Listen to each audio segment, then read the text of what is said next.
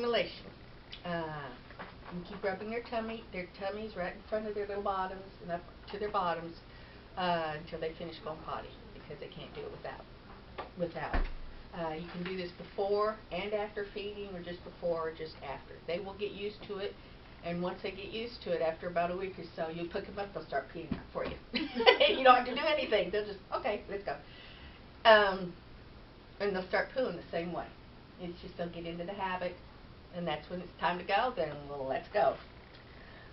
Keep their bedding clean. If they have accidents between feedings, always clean out the bedding. A lot of people will only clean it once a day when they're that little. I do it every time I feed them. They get a clean bedding. It means lots of laundry, which is another thing abused. They should pee every time they eat. Having a bowel movement, not necessarily. They can have one once a day, once every other day. For the third day, you can get some hairball remedy and use your syringe and give them just a little bit at each feeding until they start going. If they start getting diarrhea, you can use the anti-diarrheal. So it's a juggled thing with the poo and the pee. Like I said, you're about to be obsessed with it. Those two things work real good. Both of those you can get at Petco. If they've not had a DM by the third or fourth day, get a hold of the shelter, because we might have to do some more drastic measures to get them to go potty. Kittens will let you know when they're going poo. They don't like it, but this is normal. So they're going to yell at you, so just let them yell. If they get diarrhea, you can use that. You can try putting extra water in the formula. Just a lot of times for the water, because they can get dehydrated really quick. If it continues after this, or it changes color, contact the shelter, because you might need to get them in to see the vet. There's also in that booklet what poo and the pee is supposed to look like, what to watch for, and before you start getting nervous or worried about them. Litter box. I put one in at 3 weeks whether they use it or not, because they need to get used to it. These little guys are pre-programmed. God did a wonderful job, and they pretty much figure out very quickly on their own. This is another area where Terry Lynn and I differ. She does not think clumping litter should be with the new kittens. And yes, there is a danger with the clumping litter.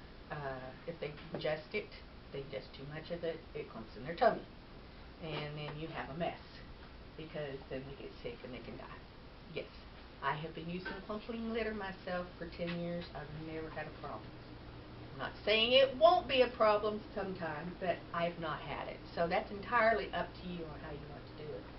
Just make sure whatever kitty litter you use feels soft, does not have a lot of sharp points, because those little feet are not going to want to walk over something sharp. So just make sure it's comfortable for them to walk in and walk through. Yes, they will sleep in the kitty box. Yes, they will play in the kitty box. They love to fling with abandon with kitty litter everywhere. And they will taste it. That's normal for babies to taste things, because that's how they learn whether or not it tastes good. And usually they'll go bleh and spit it out and all, but you know, sometimes, yeah, you might have a problem. I've also been told that they don't use the clumping litter here because of the dust, because of the cat's respiratory. So, like I said, the litter I use is, and it just went right out of my head, Tidy Scoop. Very low dust. I don't mind that. I don't have a dust problem with that stuff. But again, it's up to y'all. You can use a cake pan. You can use an aluminum cake pan, or a small litter box, just something that they can get in and out of. It doesn't have to be extremely expensive. Like I said, get you some of those little aluminum cake pans, 3 for $1. That'll work. That's all they need. If they poo outside the box, pick it up with some Kleenex, put it in the box, so they'll start going, oh, okay, that's supposed to be in here, and they'll start getting hints better. Now, I did find something this past weekend. They've got a new kitty litter out that has an attractant in it for the new kittens to learn how to use the litter box. Never used it before. I'm going to try it. Is it Dr. Elsie? I don't know, I've got a box of it out in the car. I don't know what it is. They've also got, it looks kind of like herbs that's Nutracted also for cats and kittens, new kittens. I didn't get that yet. I'm going to try that too to see, but I figure for starting out, that couldn't hurt anything. Now, I will say that new kitty litter is very expensive, so I would just use it like at first to go, they get the idea, and then start putting the regular kitty litter in. Once they get the idea and you catch them, go and praise them. You know, good boy, good girl, way to go. You know, everything's good. When you have kittens, use multiple boxes when they get to run to the house, because like toddlers, they will have accidents. And if they're playing at one end of the house and suddenly have to go potty and potty box at the other end of the house, they're not going to make it. So you have 2 or 3 kitty boxes around the house. Just, you know, people coming over are just going to have to accept that you have new kittens and they need their kitty boxes. So they have multiples around the house. Rule of thumb for cats, even the litter boxes, 1 litter box per cat plus 1. That's just the rule of thumb.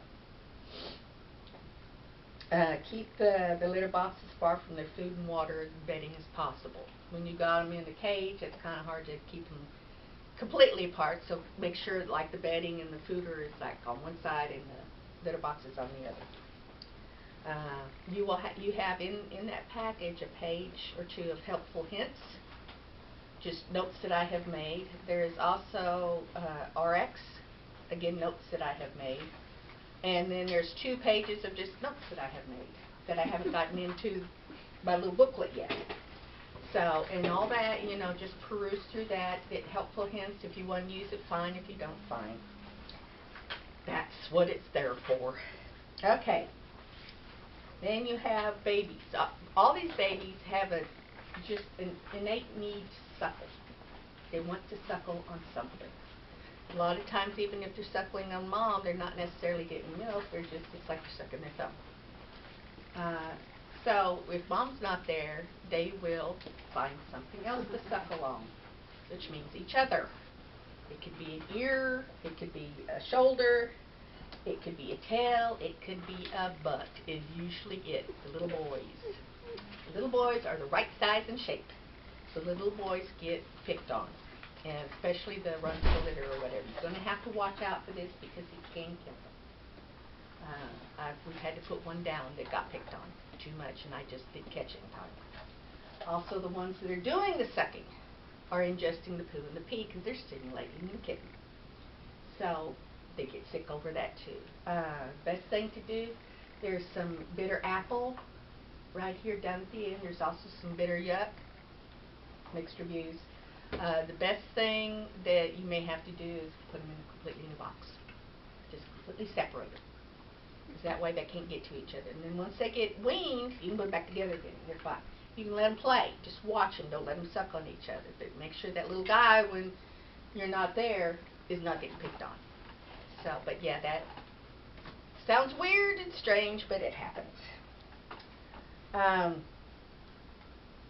Going back to cold babies. To warm them up. You don't want to warm them up too fast because that can kill them. You want to warm them up slowly. If you just picked them up and you have no place to put them up against your skin. If they're old enough to start scratching, put a shirt between you and their skin, or between them and your skin. There you go. But that's the quickest way to help warm them up and the safest way.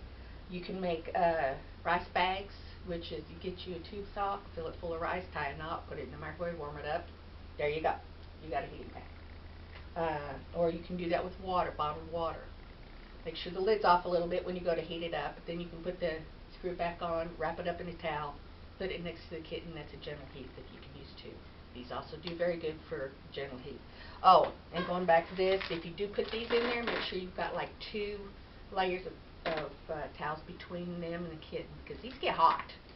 So they're going to want to get off of that. So just put 2 layers of towels between these. The heating pad on low, but make sure you have towels between the kitten and the heating pad. And watch that heating pad, make sure it doesn't turn itself off. And they can get too hot. So heating pads are iffy. This is what I use. This is specifically for pet warming. And you can get them in different sizes. Okay, massage. You can massage them to help warm them up. You know, and rub them, you know, like you do you. You can do the kittens the same way to help warm them up. Fleas. Fleas this time of year are fun. I've been dealing with a flea infestation at my house for almost a year now because we had a barnyard type thing behind our house. And when they moved, guess where the fleas came? To see me. And I've been dealing with that all this time. They're a headache. It's not the end of the world, but it is a headache. The Blue Dawn will help kill the fleas. First time, baby shampoo does the same thing. When you're drying them afterwards, you're going to see fleas on the towels. You'll think, oh good, they're dead. Not necessarily. They could just be stunned. What I've started doing now is when I'm through with that towel and there's fleas all over it, I put it in the bathtub with water and just let it soak for about 10 minutes. Make sure all those fleas are dead, or else you're going to have fleas in that room when you get through. Because it's happened to me. Then wring them out, put them in, wash them with hot water and bleach. Use the flea combs afterwards. That helps get rid of it. Get you a pair of tweezers, flea comb, and a cup of water that has 2 drops of the dish shampoo, dish soap in it. That breaks the surface tension. You can grab the flea, drop it in there, and it'll drop through and drown. So I have one where I have my kittens all the time, and it works great because I can just take the flea off and drop it in there and it'll die. Also, if you have flea issues, you don't want to use chemicals, you can make flea traps very cheaply, or you can go out and buy some. Home Depot has some wonderful ones that are the sticky back ones. They work very well. They've got a little light, and they come to the light. Fleas come to the light, they get on that sticky paper, and they can't get off. To make one, get you a pie plate, a white pie plate, or a white serving dish. Put it on the floor, fill it up with a little bit of water, about an inch or 2 of water, 2 drops of soap, put a desk lamp right over it. Be surprised how quickly you can get rid of fleas that way. Because they'll jump to the light, fall in the water, and drown. That does work too. Both those are good ways to get rid of them if you need flea traps. I have one in every room in my house right now. Because of those silly fleas. When you do wash them, make sure that you get all the soap off of them.